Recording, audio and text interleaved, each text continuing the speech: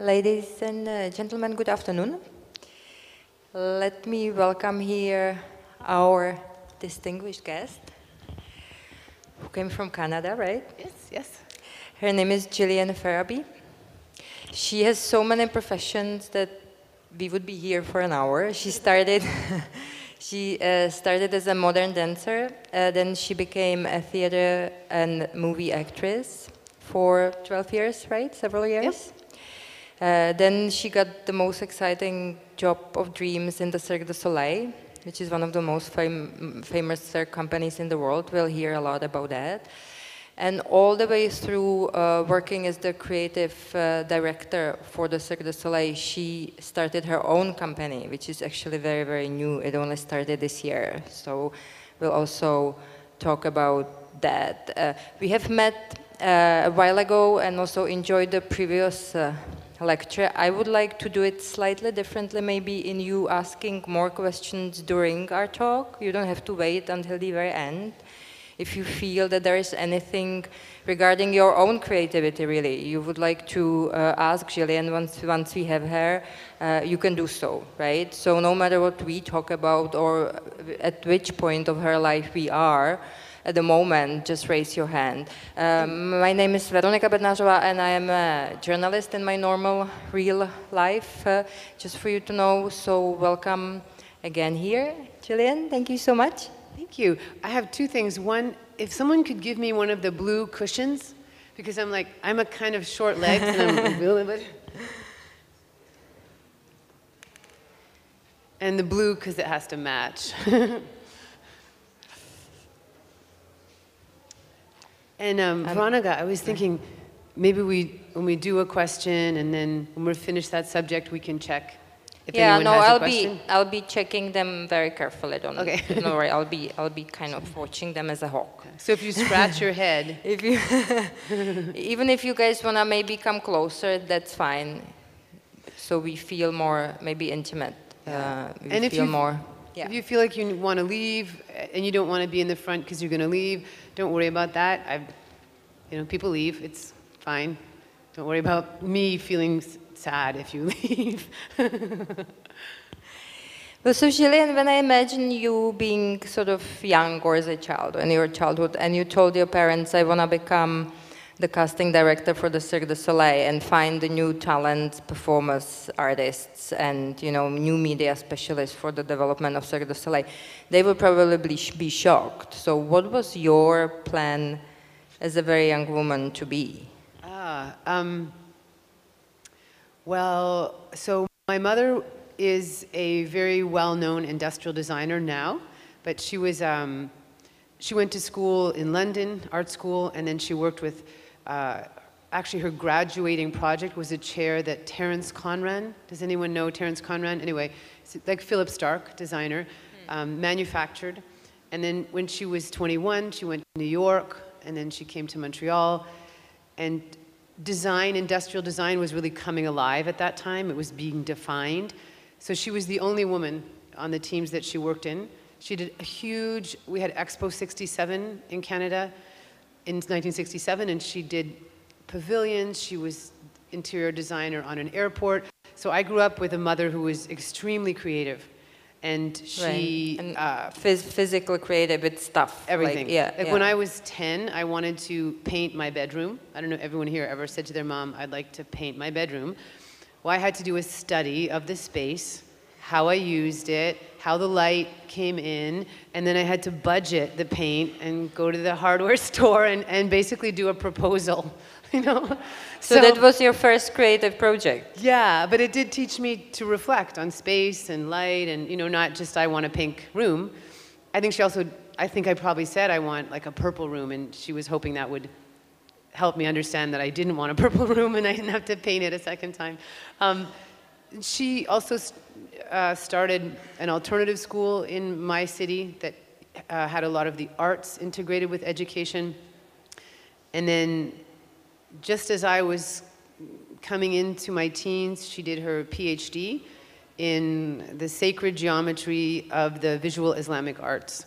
So she was very kind of out there and unusual as an artist and as a woman. But it was also difficult maybe for you because you needed to compete with her in a way, no? Sort of like, if I want to become an artist, I have to do something different than my mom does. Otherwise, they will always compare me to her. I never had that because none of my friends' mothers worked.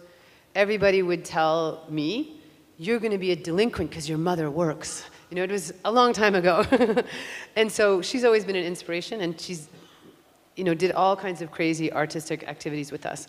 So it was more my father who wanted me to be a doctor or a lawyer, or because I was telling... Or both. Yeah, or both.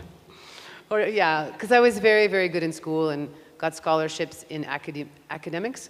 But when I did decide to leave pre-med, like school before medical school, I was telling you, and they said, okay, you know, you got a scholarship, but you're going to leave. What are you going to do instead? And I was like, modern dance. So it wasn't a very popular response. It's like even more remote than ballet, right? As you discussed. It's like nobody knows what it is, really. Nobody does it. And you have to finish by the time you are 30 because... You retire. Yeah. And also, has anyone... Great choice. Yeah, like put up your hand if you've ever seen modern dance. Wow, so already. Usually it's nobody, but right? this is extremely sophisticated audience we yes, are talking exactly. about. 2 people. And then the big question, did you understand it? You did. Okay. Excellent. Good for you. It can take you all kinds of places. You would never know. So that was a rough moment when I said I want to do modern dance, you know. I'm leaving the prestigious scholarship at a pre-medical school because I want to become a modern dancer. That's what it was. And I first agreed to go to university in dance. And anyone who knows dance, the best teachers aren't in universities. But I said, okay, I'll go to a university. And after 1 year, I left to go go to New York City, and so yeah.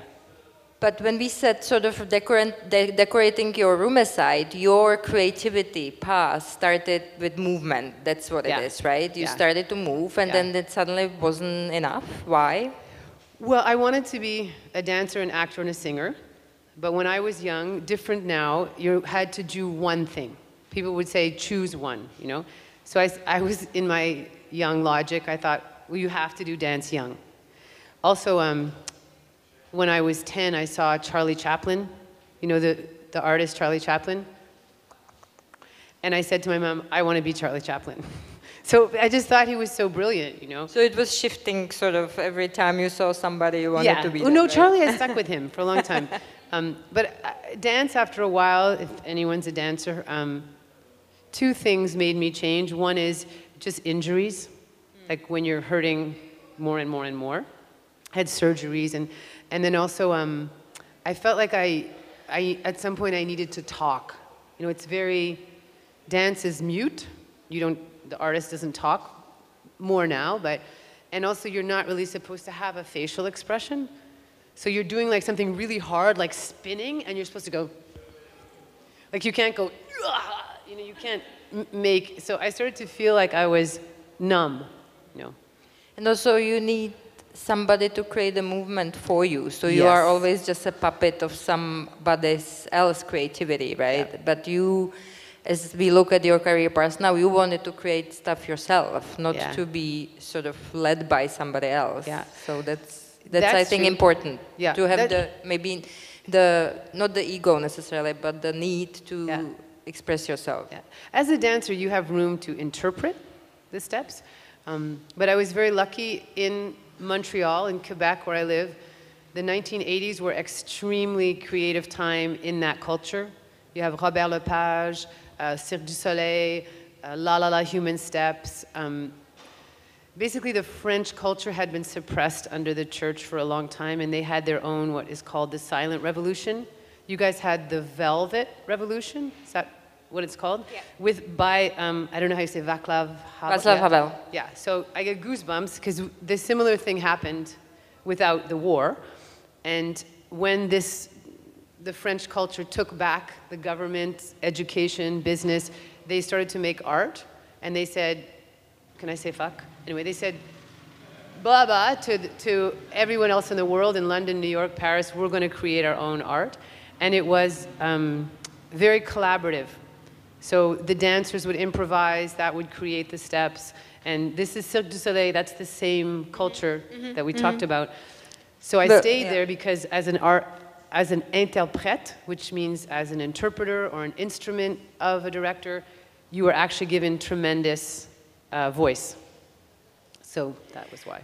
I think one of the topics we could talk about today is that it's very different now, that you don't have to have only one artistic expression. You don't have to be only a dancer, right? You can be a physician or chemist, or you can study whatever, biology, and then go to your computer and start doing your own art with the knowledge of the technical stuff.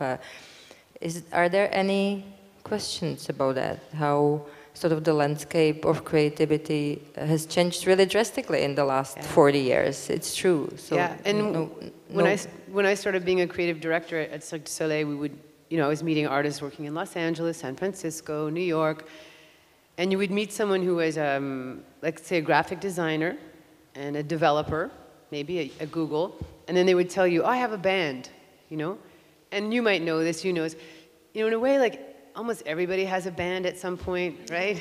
People tell you I have a band, and you're like, oh, yay, I'll come and see you, and you feel really scared it's going to be terrible, right?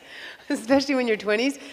But I started noticing these people were, actually the band was really good, and the graphic design was really good, and he was a phenomenal developer.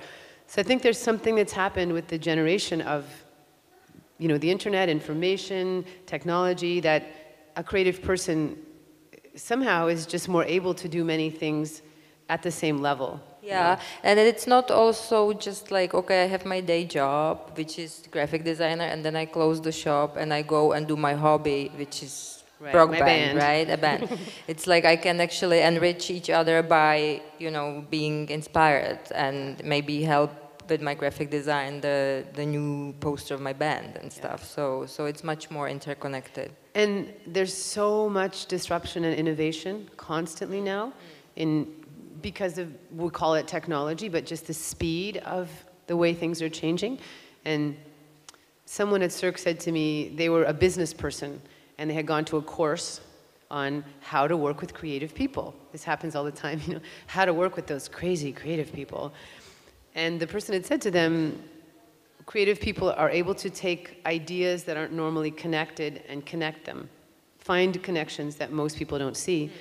And so they told him, just the more you feed them, the more new connections they can make. The more you inspire, put them in front of different things.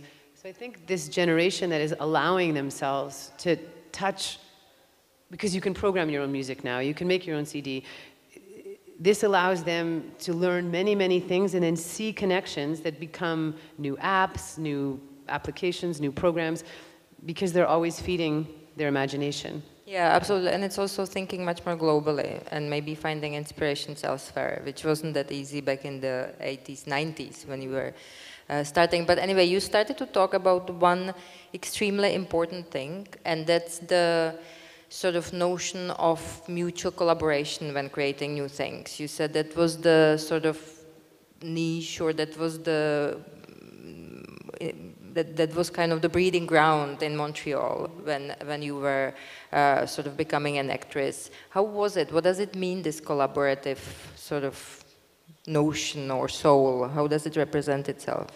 Yeah, this is a really important question. How many people in the room here have tried to do what they felt was a more collaborative approach to working and then found it difficult? Yeah, or there were challenges, it's unexpected. So this thing that happened in Montreal was really organic.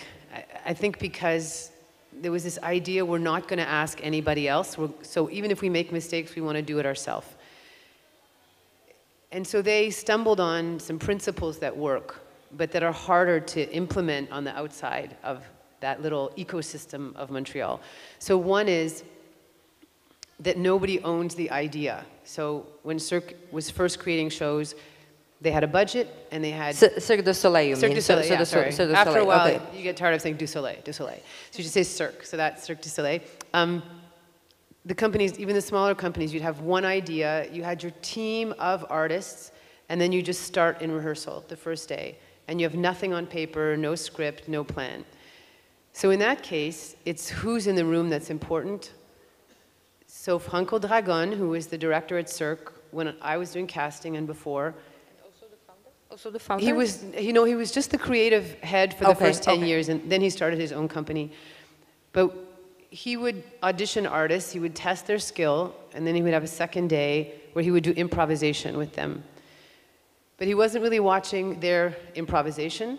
He was seeing how many ideas he would have when they were in front of him.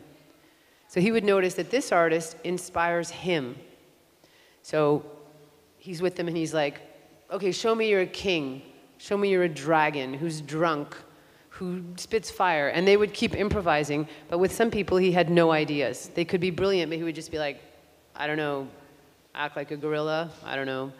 So when the end he put people in the room that made him have ideas when he was with them. So this is important in collaboration, that the people in the room have resonance. They're people that creatively stimulate each other naturally. And then the other one is, we have to get over this idea of who owns the idea. So I worked on a project at Cirque recently. After 2 years, we were looking for the title. It's on Netflix now, and it took 2 months, the title, you know, going through all the trademark check and everything. And then one morning I was sick of it. I woke up at 5 and I said, I want the title. And an hour later I was having coffee and I just wrote it down. And that's the name of the show now. And someone said to me, you should get a bonus because you came up with the name. So this is about who owns and gets paid for an idea. And I said, no, actually, the idea has been moving and moving and moving and moving and piggybacking, and it just came to me and popped. And this is the attitude at Cirque. Ask for however much money you need, and then show up with your ideas. And it's like this story of there's an elephant in the room, but it's dark. So that's the idea for your show or your book or your movie. And you're all there to bring it to life, but each of you sees one part of it. And so you have to keep talking to each other and sharing ideas until I have the trunk, you have the tail, I have the body, and then suddenly you begin to see it. So this is a completely different way of understanding creativity and creation. And this what you are describing is really the core of the Cirque du Soleil creativity, isn't it? That's how they do all their shows. That's what made them internationally famous in a way. In a way, there's a few things, but the other thing, now I'm going to add a layer to that, which is that at the same time, everybody can comment. So the composer brings the first draft of the music, and the costume person, the artist, can say, I don't think the middle part suits the act. But at the end of the day, the composer makes the decision. It sounds amazing, but in the same time, I can imagine all those clashes when the project is not moving. Maybe the speed it should be moving or the way it should be moving. And there is somebody who has to take responsibility. So how is it with 10 people in the room when maybe nobody wants to take responsibility or everybody wants to take a responsibility? How do you deal with that sort of negotiating creativity? Yeah, this is a very common question. So first of all, it's one way, and if it's not a way that suits you, don't do it. You know, if you need to make your own art with your name on it, signed and paid for every painting then work that way. That's really important. And when we're building a team at Cirque, you really check with people, do you want to work collaboratively?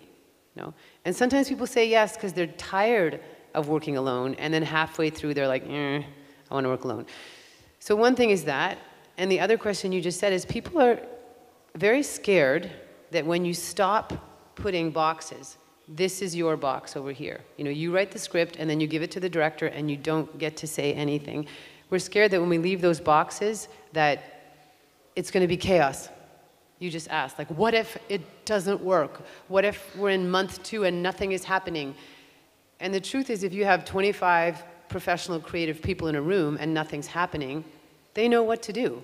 They've been there before. They'll pull out their second best idea. You know, every artist, when you're experienced, you have a tool belt of good and great ideas. You always know how to come up with a decent idea. What you don't always have is the brilliant idea. So you're working together for the brilliant idea. if it doesn't come up, you don't just go, oh, you know, it's a fear that things will fall apart, but it doesn't really happen. But the reason why I'm happy that you are talking about it in more detailed way is that these things are actually transferable to any other project, I think. Yes. It doesn't necessarily have to be just the Cirque project or circus performance, you know. It can be even in businesses, no? I think that's one of the things you might have been doing with collaboration in businesses, that you kind of teach them this non-hierarchical way of functioning. Yeah. This is actually, so to jump ahead, the company that I started, it's called Kite Parade, .co, because there's a .com, it turns out, was from, I began working with creative entrepreneurs who are in business, nothing that looks artistic or creative, and they began coming to me because I was coaching artists, feeling like they wanted some of this in their business. And I became curious, so I've been doing it for 5 years. Now I started the company, it absolutely translates, 100%. And more now than ever, because entrepreneurs have to be innovative and creative. And really creative ideas, the brilliant idea I'm talking about, in my experience, the more collaborative, the better chance you have of that idea in a business setting. And so, yes, it does translate. It's even more difficult because there's more fear in business of a title giving you power and influence, right, and not wanting to let that go. Any question, guys, so you don't sleep here? For what projects it is real? Yeah, prosím.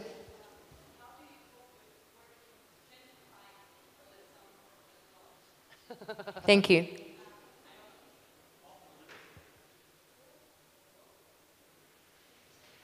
Just shout. Yeah. So how do you cope? Just repeat it for them. Yeah.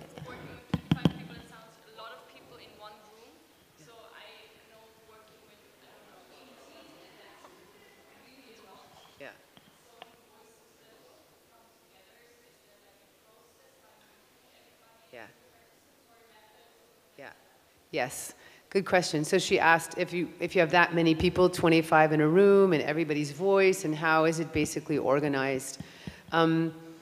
It's grown over time. When I was at Cirque, and the practices that I teach as well, there is a facilitator. Do you know what that means? Yep. Like a producer. We know what it is, right? Like yeah. So one person whose role is just to keep the process moving. And they're allowed to say, we're going to stop with that and do more of this. And also each day has a purpose. So today could be second round of costume check. And everybody knows that's the focus of the day. And for anyone here who is creative, and I don't just mean artistic, you know this very much, we're talking a lot about design thinking in the last 5 or 6 years, and people teach design thinking. Well, the creative process is the same. There are 5, 10, however you design it, there is the initial idea or inspiration, there's a period of exploration, brainstorming, then there's defining what it is you think you're doing maybe, prototyping, production, delivery. So you know where you are also, and this is the one thing I was going to say. In the collaborative process, you have to be very clear about who's identifying when it's time to change. It's enough brainstorming, and it's time to change to defining and prototyping. So you have roles that aren't in the ideation creative space, and they're defined in advance. And those people are what moves the practical side, the actualizing into the real world, keep it moving forward. And a really important thing, I think, in life anyway, this is another thing that I teach, is learning to understand where your sweet spot is, what you're good at, what you like to do in the creative process. So if you're great at ideation, but you're not very good at prototyping because you get bored with the constraints, then don't put yourself on the prototype team. So when you get the right people in the right team and a good facilitator, it moves beautifully. You know. Thank you. That was very interesting. Anybody else before we move on? I think what's really, really unique and interesting about your work is this sort of heavy focus on modern technology and new media. Kind of trying to transform the unique emotional experience of seeing or being part of a live performance into a screen. So if you could tell us a little bit about how you get into that unique experience of yours. So when I had been at Cirque about 9 or 10 years, I think, they had a sort of an R&D department that was exploring technology, film, media. Before that, they just were going to do live. And then, as I was saying to Veronica, you guys know this, about 10 years ago, we all became media makers. Like, you can't not be interested in media, in business now. And so they started looking at how Cirque could do that. And I was given the job of the creative director of this initiative. There was a partnership that brought in the funds to go a little farther. And then there was this question, it's a company, it's a product that people feel maybe 80% of the value is that it's live, right? You're standing in front of this artist, they're climbing 14 chairs and standing on their head and they could die.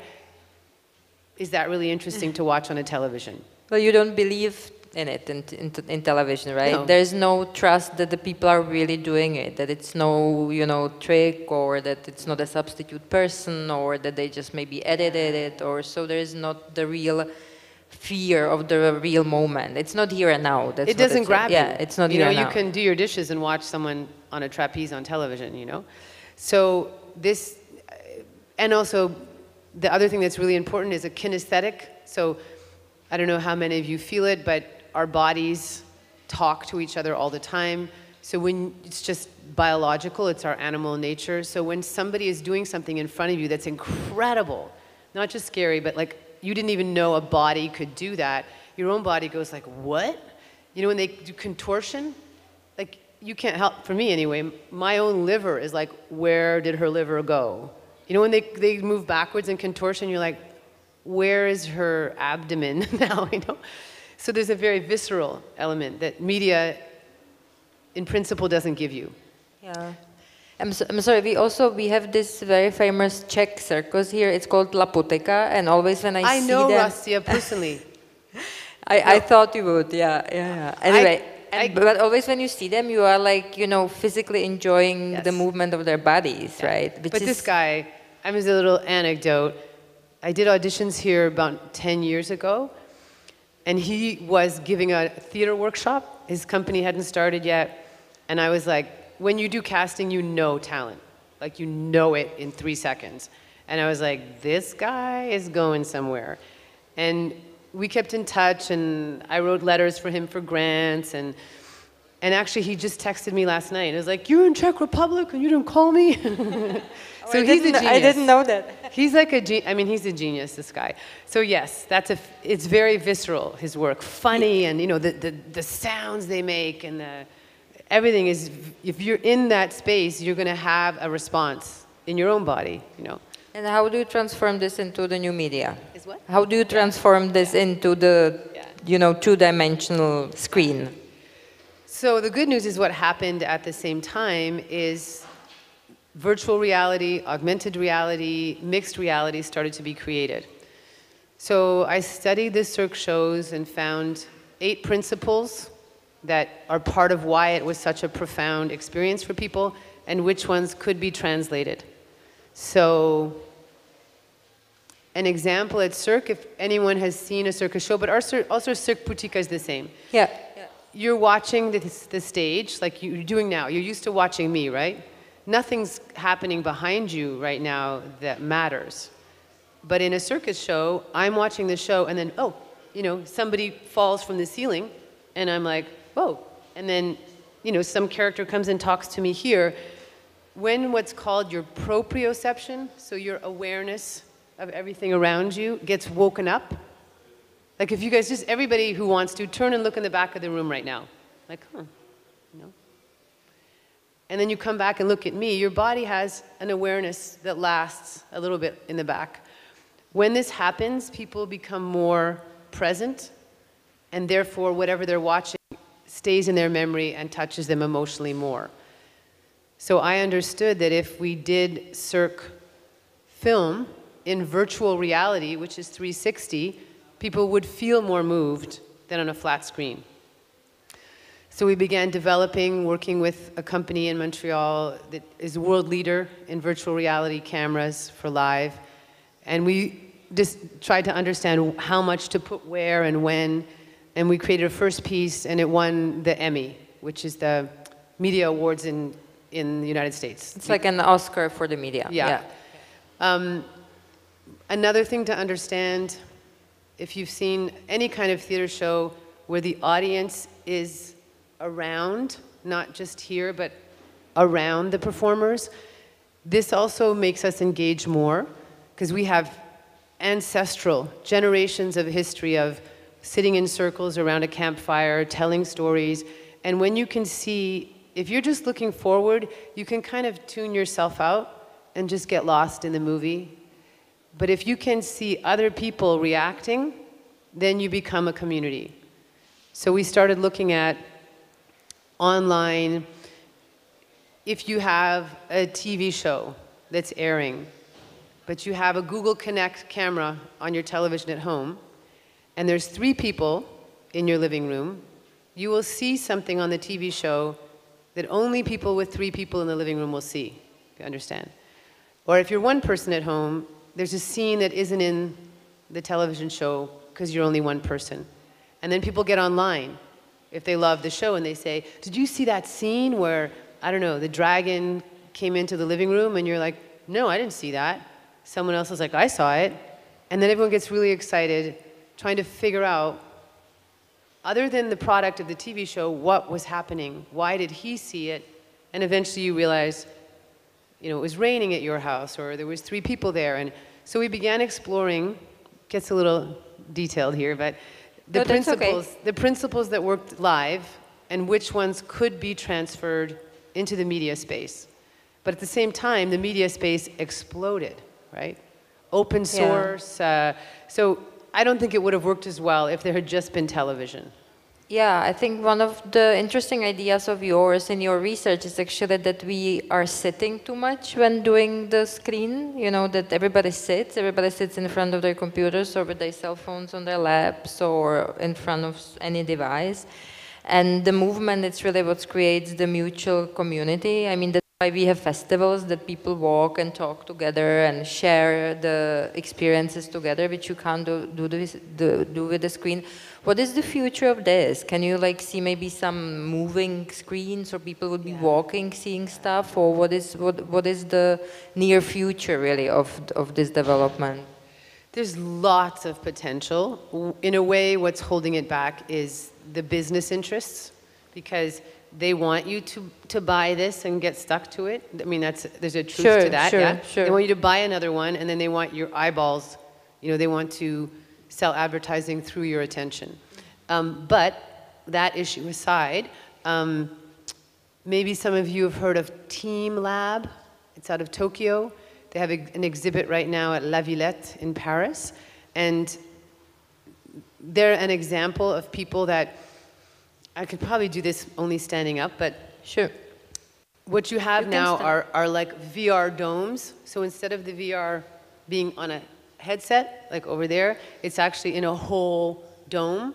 And when you're lying down, it feels like it's where you are.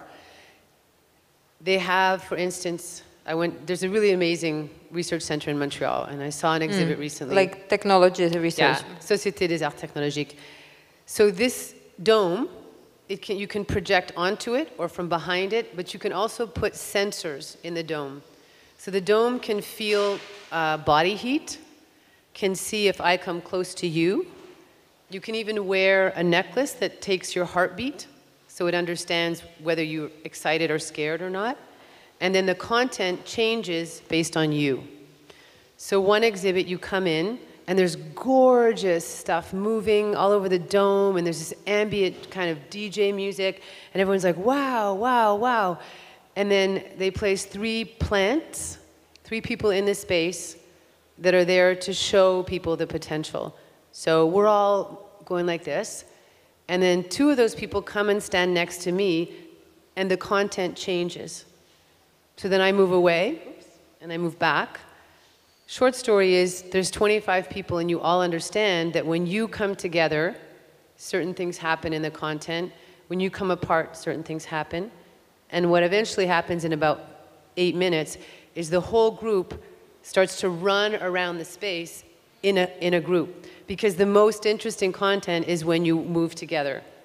So have you seen these birds? It's called murmuration, these huge, it's all over YouTube. It's like 2,000 birds and they're going all together. Well, that starts to happen in the room. So this is content that is responding to your body, to what you're doing. There's also a lot of surfaces that you can project content on, and when you touch the surface, if it's elastic, it changes the content. There's a company in Milan called Stream Colors that does really gorgeous, they take sacred geometry and it influences an image and moves it all over projections that are in a room, like an art gallery. So it's creative, it's creating like a fine art, really. Yeah. Fine art. And Natalie, who's worked with Friends with You, so it's this kind of thing. And the idea is that it's a combination of live, but not just live and then something projected, but the content is impacted by what people are doing live. So I know it's quite complicated, guys. Yeah. So please raise your hands if you need to clarify something. It doesn't really exist yet, or it does exist at only some parts of the world, and certainly not in the Czech Republic. So if you need any sort of clarifying question or answer, we'll be happy to, I'm sure. But you can go online right after this is over and do Team Lab Tokyo and see it almost as good as being there. Excellent. Yeah.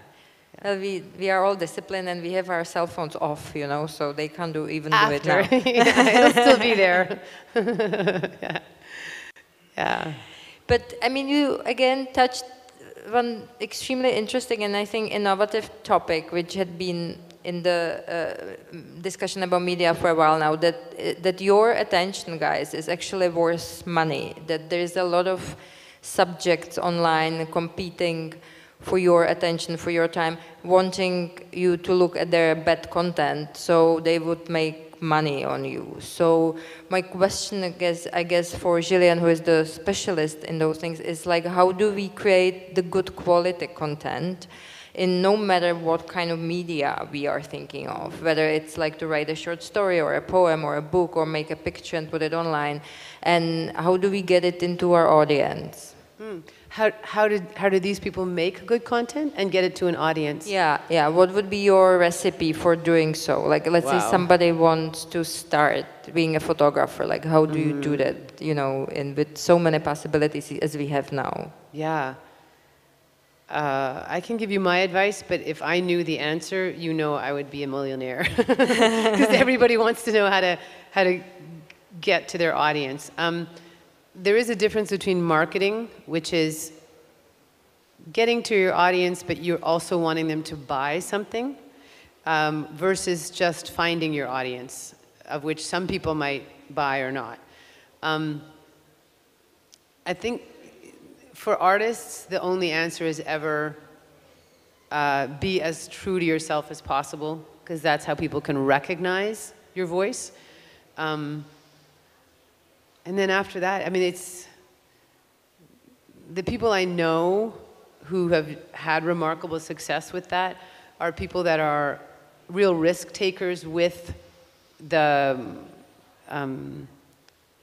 platforms that we have, So I don't know anyone who's gotten a tremendous expansion of audience without daring to do something publicly that could fail.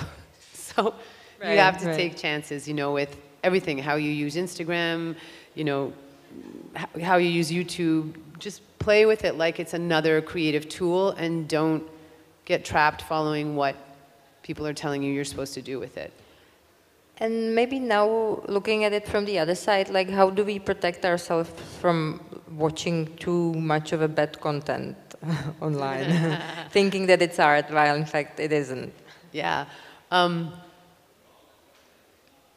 I mean, some of it is the same as not eating bad food, or, we know the difference. But I was saying to Veronica, one thing I noticed is that people move towards bad content when their own actual environment is not inspiring in that moment.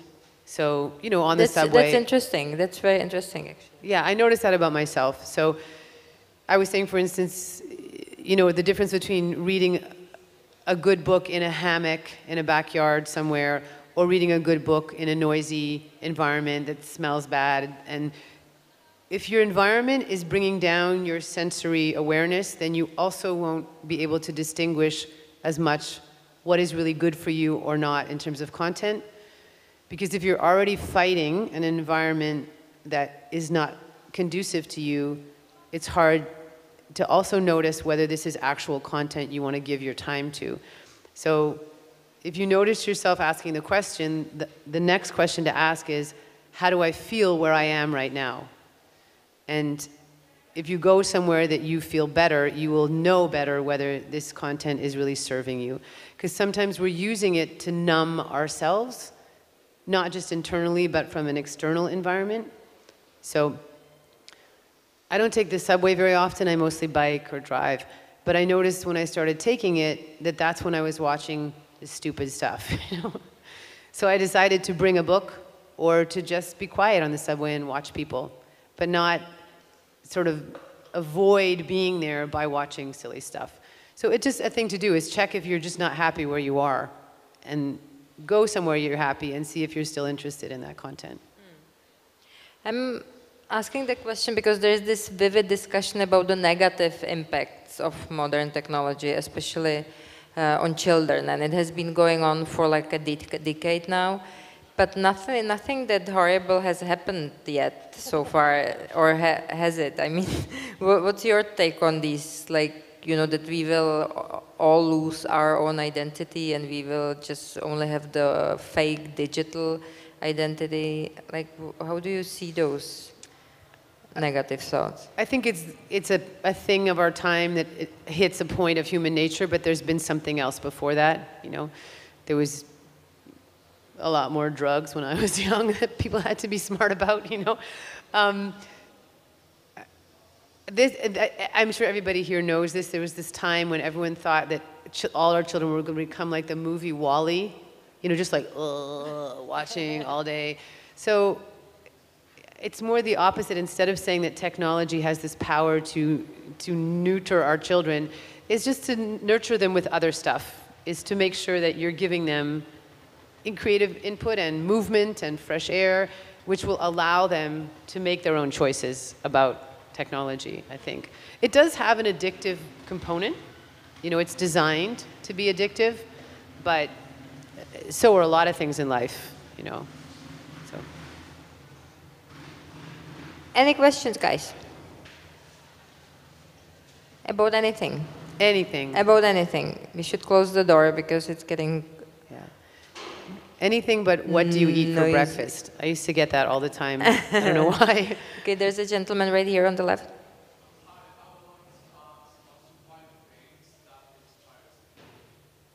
What is the second word? What are...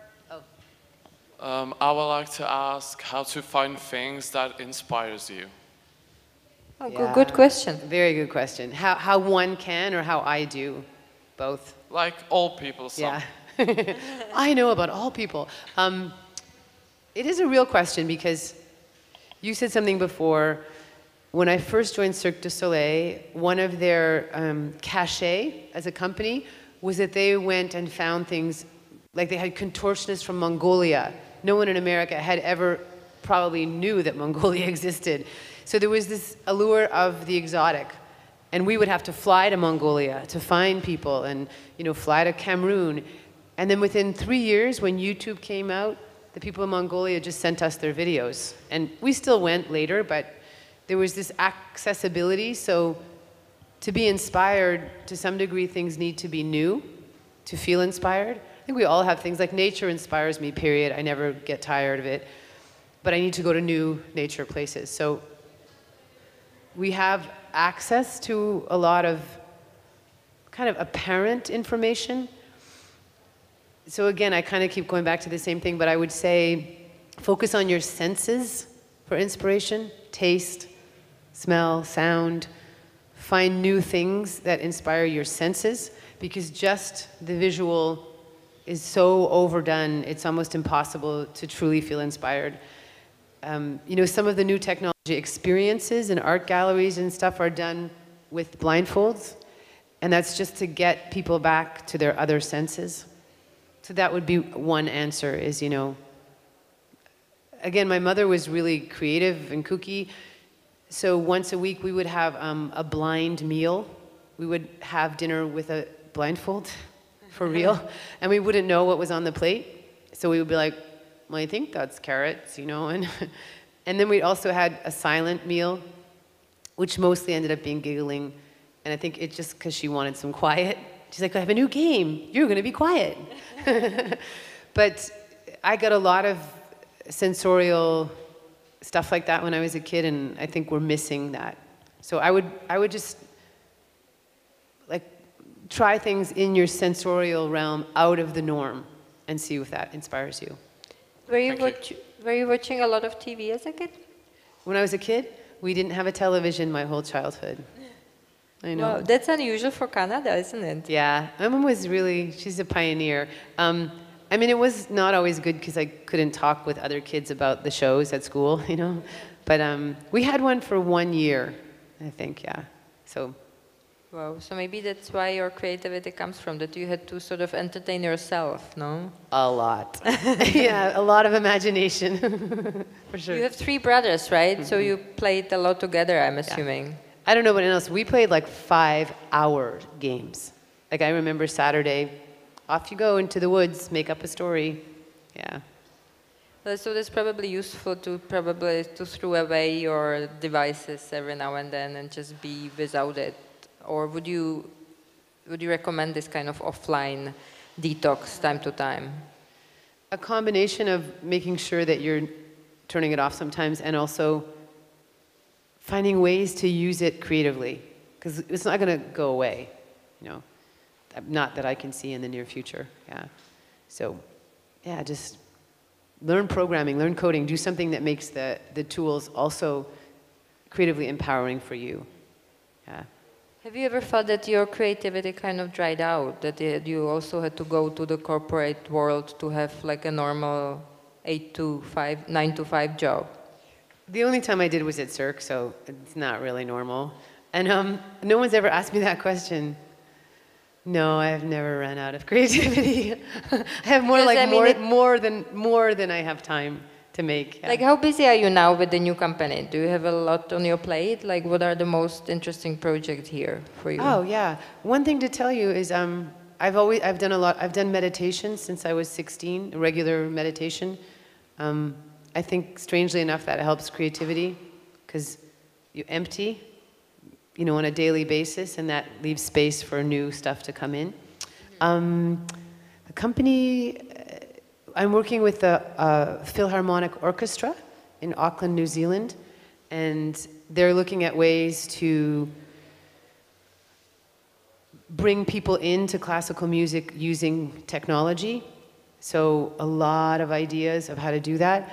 And it's like beautifully challenging. I played in an orchestra when I was young, so what's a way that people could feel what it is to be in the orchestra and not just watch it? And some open source ideas. Could your audience write a symphony somehow with the composer? You know, I think you guys know this, but open source, which means giving away, you know, the cartoon 3D. Does everybody know what open source is? It means people are giving away stuff that cost them $3 million to make that allows the audience to also create. So Cartoon Network has given away the 3D models of the characters in their top series, and amateur cartoonists at home can make an episode and then it gets aired occasionally. And the other thing is, Natalie also mentioned it, it's what's called democratization of beauty or democratization of creativity.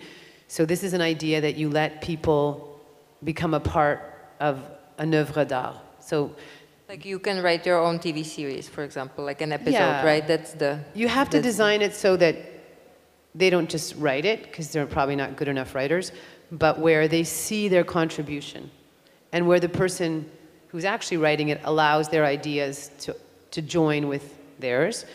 So Auckland Philharmonic, and I'm also working with a writer. So you were saying that people here know Margaret Atwood. So she's the generation in her 30s who people is saying she's the next Margaret Atwood, and she's actually very close friends with Margaret. And she's also looking at how to interact with her content other than just as a book. So we're designing ways that people can participate in the story, and also ways that she can teach writing that aren't just a writing school. Yeah. Thank you so much. Any other ideas about creativity, about your struggles with it? Because like I often struggle when I write, hey? I sit in front of the white paper and I'm terrified that I won't write the article I'm supposed to write. I always somehow do. Yeah. Because as you say, there are these like professional experiences, but I mean, how to overcome the fear of the beginning of the work, that I haven't kind of figured out. Okay, we have like 4 minutes, so maybe I'll go a little metaphysical.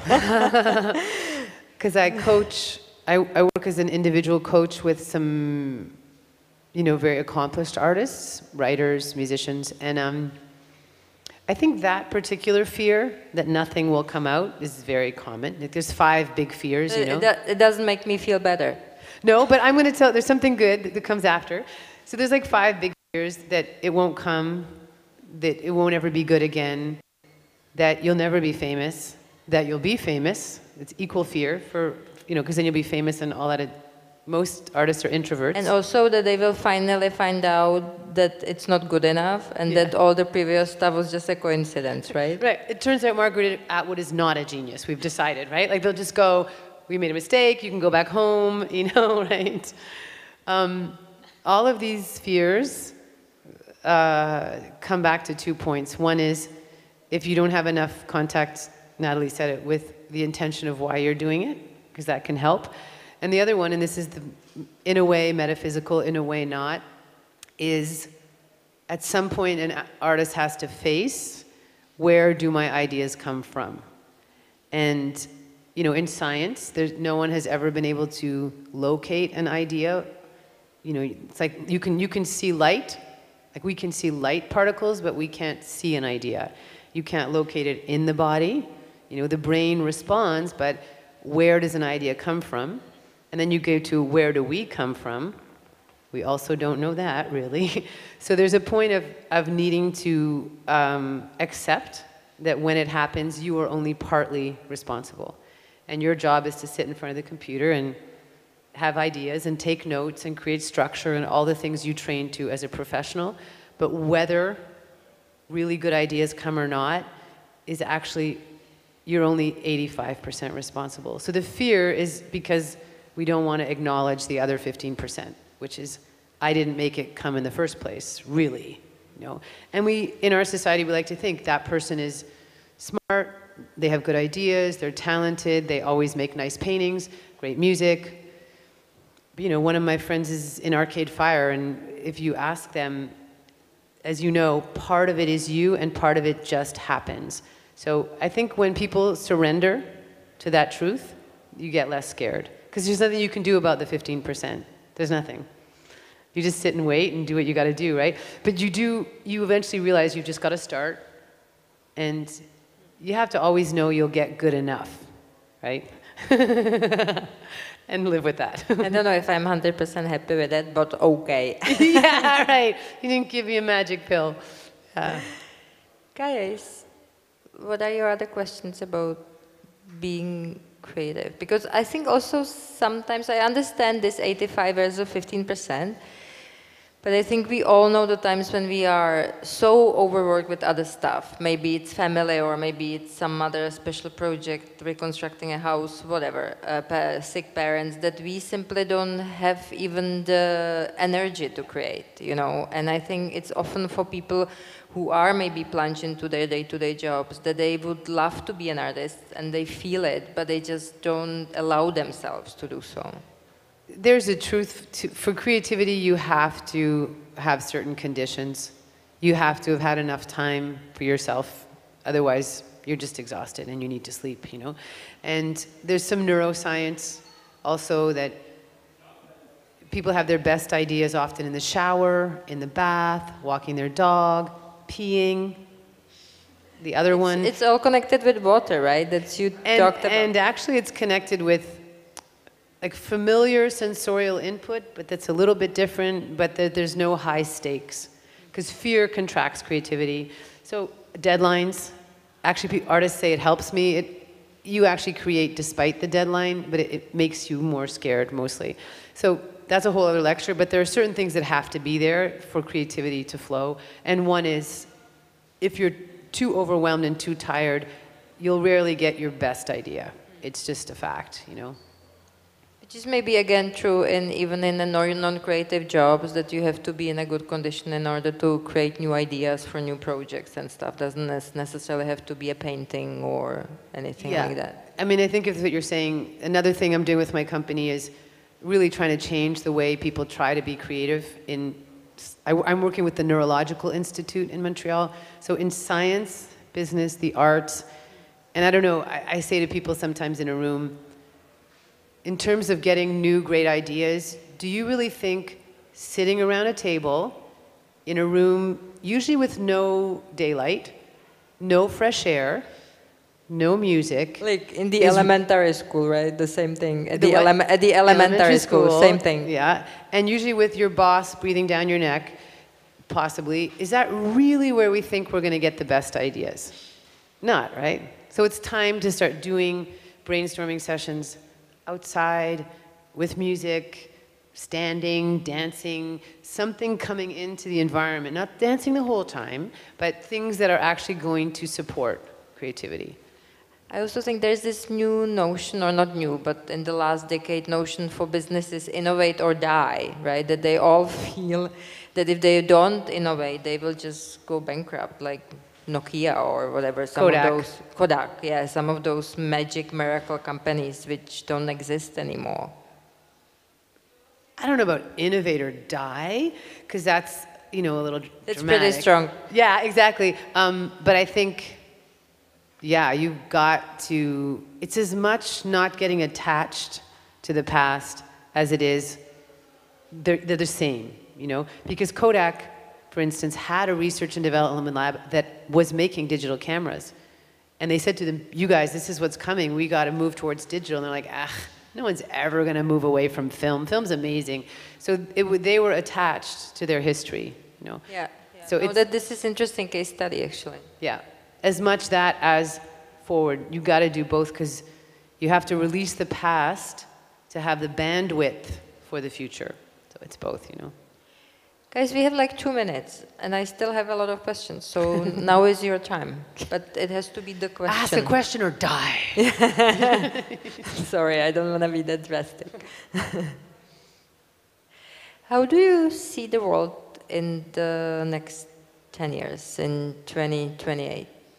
In terms of what? In terms of everything. When we need here in Colors of Ostrava, how do you think it's going to look like in terms of technology?